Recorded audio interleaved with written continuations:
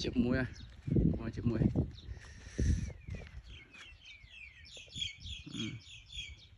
Chụp mũi, chụp mũi. Nó còn bơ rồi. Ok.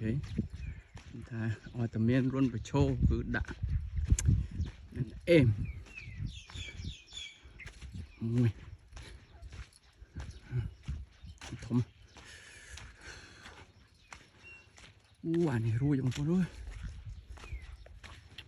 Này chuyện là thấm miền.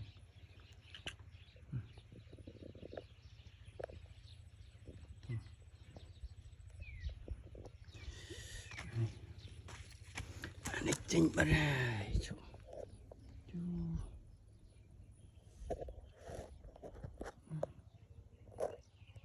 Sorry. Would you follow me, Papa? Would you follow me, Papa? Macam nang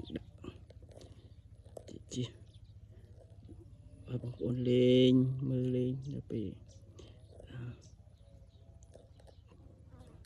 cái đồ thế sao bây giờ tự đổ mùi con này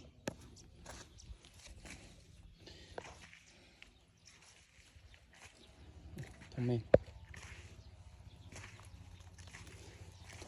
thằng ơi em không có cãi chui máy cãi